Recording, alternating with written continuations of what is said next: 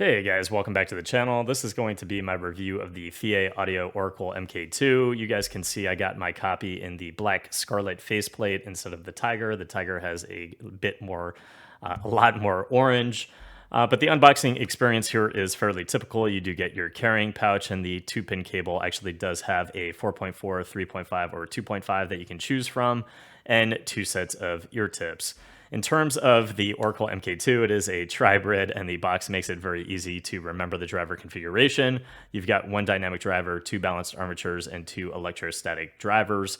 And this channel is primarily geared towards gaming, but I do want to start incorporating more of the audiophile side and how I actually feel about the tonality, the music, how it handles certain tracks, because the audiophile side of the IEMs as well as over the ears we've always had quite a bit of interest in, so we are going to incorporate both.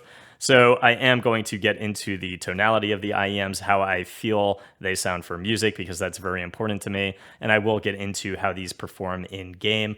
But as you can tell from the title of the video already, I am very enamored by the Oracle MK2, and we're going to get into why. Let's get into it. The Oracle MK2 is going to be my IEM of the year, and I think that the price is well justified for the listening experience that I'm personally getting for my own audio library. And I think that that is one of the beautiful things about IEMs is there's really just such a difference in tonality with some very good drivers, some very good construction and quality that are coming from a lot of companies. There are several options this year that I've really enjoyed, including the Dunu Vulcan, the EG07M kind of lava. But the Oracle MK2 is something that is just so good for what I'm listening to, with such an exceptional level of separation between layers, going from the lows all the way to the highs. Everything sounds natural to me. There's like nothing between the sub bass, the bass, and going into the mids with guitars and piano, going to the upper harmonics with some female vocals, male vocals, and instruments, just going all the way to things that are giving us a representation of timbre with cymbal strikes in a lot of the songs that I'm listening to. I had absolutely no sibilance. The strikes just felt natural. You feel them. And it is amazing that that's the case, because throughout the entire spectrum, from the lows all the way to the highs, you are hearing everything. So I'm hearing the sub bass in something like Dark Necessities. The first like 40 seconds of Dark Necessities, there is just a constant bass guitar that begins to ramp up, and then it goes into the mids and just a constant cymbal, right? And everything just sounds so good and so well separated. Nothing is drowning out anything else. And I think that's one of the great things about the Oracle MK2, at least that I just absolutely love, is that I'm picking up on all the elements in the song. I'm not losing anything. And you begin to notice things in tracks that you might not notice on other things.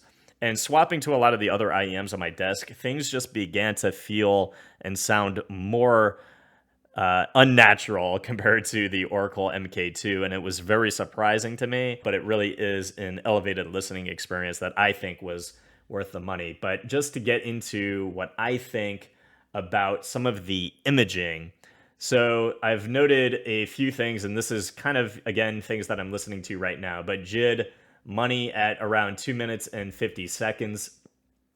Again, you're getting such a great level of separation with the bass guitar, the upper harmonics, with the female vocals while he is rapping. You're hearing all of the elements, and nothing is drowning out anything else again. And there's a really nice texture to the bass. There's a better sense of imaging on this compared to something that I was feeling when I swapped to the Dunu Vulcans and the EG07M kind of lava. In going to something like Crack Sandwich by JID, at 2 minutes and 20 seconds, you begin to hear his vocals that are beginning to rotate from your far right all the way around you in like a frontal cone, and you feel that. Another thing that I like to test for imaging in songs, and this is just another really great representation of both separation and layering as well as imaging, but Kendrick Lamar, All the Stars, at 1 minute and 58 seconds, you begin to hear the violins that are procking off as the female vocals are going on around you as well. And you begin to hear those violins kind of starting as the orchestrator is obviously telling them and cueing them to go. And you hear that in kind of a conal effect around you as they are procking at different times.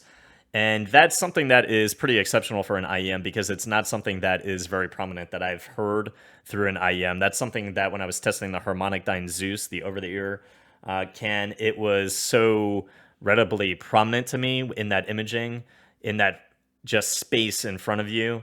And it really is exceptional that I'm getting that out of an IEM.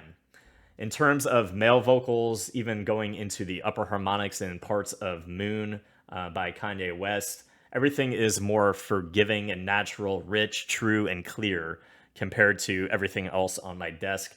I enjoy that going all the way from the lower elements of a male vocal all the way to the upper harmonics when they are hitting some of those particular notes. And even something like what Hawaiian Bad Boy listens to in a lot of his bass tests. Kill Jill by Big Boy. I mean, those computer-generated female vocals and those upper harmonics, when that bass hits, I mean, you are just losing nothing.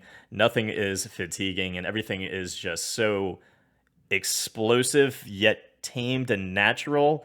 I mean, it is such a beautiful listening experience all the way, again, from the lows all the way to the highs with such great separation and layering and imaging. And another thing that you can kind of get a good sense of male vocals and just separations all the way through the entire spectrum. There is a song, Slow Down, featuring Georgia Smith. And the song starts with some mid and then quite a bit of a timbre clap around 13 or 14 seconds, which can be quite a bit harsh on some of the other IEMs on the desk, but actually were so well controlled and natural on the Oracle MK2 that I was very impressed with it. And the sub bass with the mids and vocals, again, everything is just so separated, smooth, and textured that it is just an incredible IEM throughout the entirety of the spectrum. I can see why people kind of revered the Oracle as well as they did. I am very impressed, and it is my favorite listening experience this year so far for IEMs. And since you guys are here on this channel, you're probably wondering, how do these perform in game? And even though I absolutely speak very highly of these for music listening purposes, I am going to tell you that they are not going to be number one on the Wallhack certification list. I think these, again, are one of the best things I've listened to this year for music listening purposes. Fantastic separation, fantastic imaging, et cetera, et cetera, et cetera, right?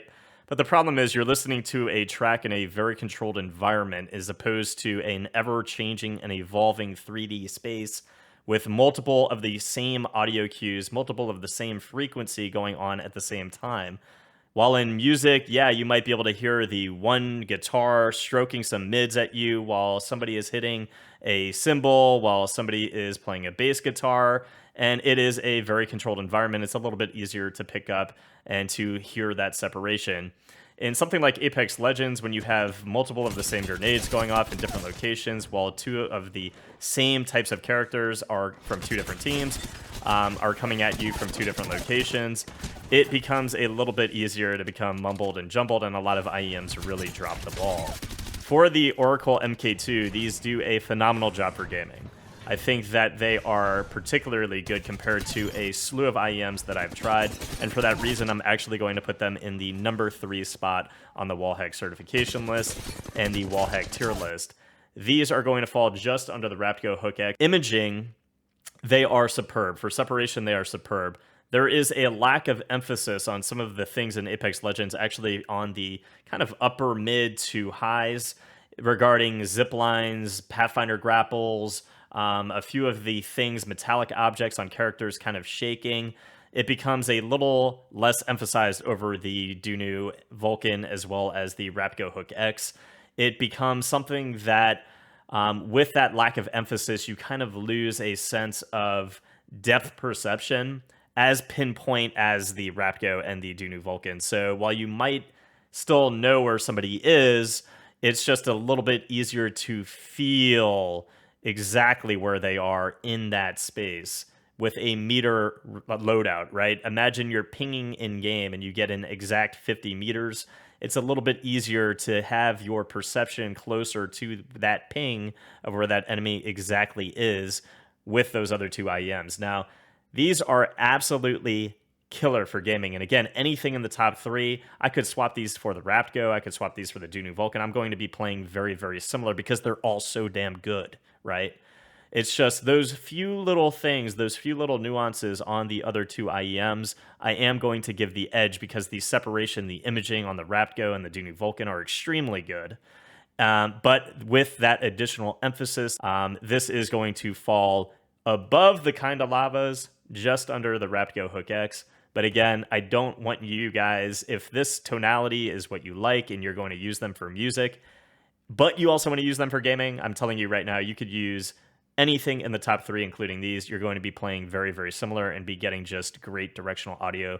These are absolutely fantastic for gaming-related purposes and use case scenarios, and absolutely killer for music. And guys, at the end of the day, I think what we really want in the top 3 of the Wallhack certification list is a top 3 that is so close that will then allow you to choose the IEM with the tonality that you really enjoy for other purposes and take those in-game and have a same or similar competitive gaming experience. I think, again, anything in the top 3 is going to perform very well. For me right now, these are going to be my main IEM because I love how they sound. They're going to perform extremely well for me for both Apex and Valorant. Everything is so good for a competitive level that I really do just absolutely enjoy every second with these, and these are going to be on my desk for a very long time. I hope that helped, guys. If it did, please leave a sub to the channel, and I'll see you guys in the next review. Peace.